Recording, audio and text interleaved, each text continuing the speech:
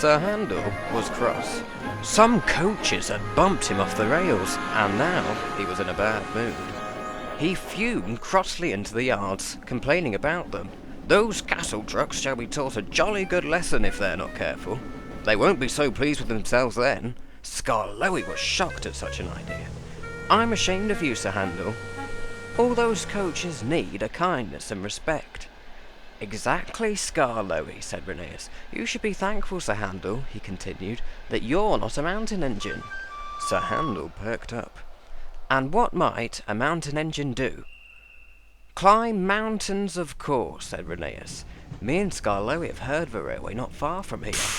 "Rubbish!" retorted Sir Handel. "It can't." "Can too." Just then, Donald arrived with a flatbed, just as the smaller engine started to argue. On his truck was a small engine.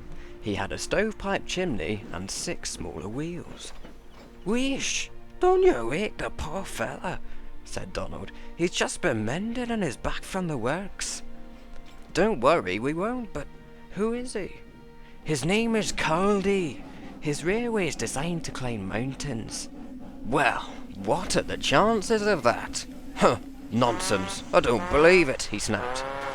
"Ask him yourself." Donald puffed away, quite offended. Caldy soon woke to find the other engines gazing at him. "Oh, where am I?" The other engines explained. "Oh, I must have dropped off." "Excuse me, but do you really climb mountains?" "Yes, of course. I'm named after the Caldy Fell Mountain Railway."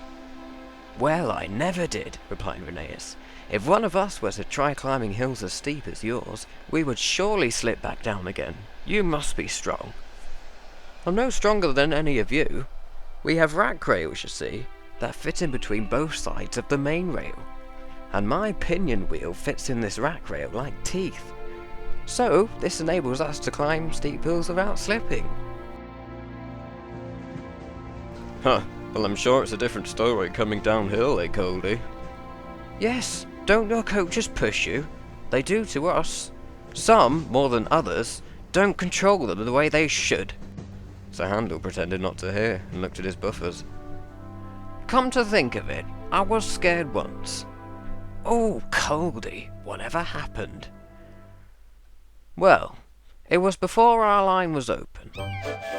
The Fat Controller came to the railway to test our reliability. He chose an engine at random, and that was me. I was doing well. I pushed a coach to the summit successfully, and he was very pleased. So far, so good. Now, I must test your brakes." I was taken to the steepest part of the line. The line sloped down towards a sharp bend, twisting its way round a precipice. "Right then, brakes off, driver, let's see him roll." "Oh!" my driver exclaimed. "You will do as you are told." And he did. I had never been scared in all my life. I drifted slowly backwards. Then the weight of the coaches drove me faster and faster down the hill. My driver leapt forward for the brake. "Oh, hands off," he said as we gathered speed. The coach swayed, my wheels wobbled. We drew nearer and nearer the edge. Suddenly, I remembered my automatic brakes. I was sure they would stop us. So, with one brave effort, I applied them and hoped for the best. They worked a treat.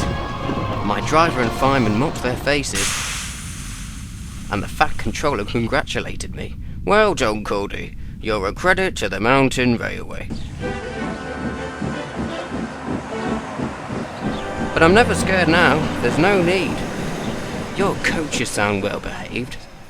"Oh yes, they are," said Caldy. "We treat them with the utmost respect on our railway." "Well," said Skarloey, "what do you say to that, Sir Handel?" But Sir Handel was too ashamed to say anything.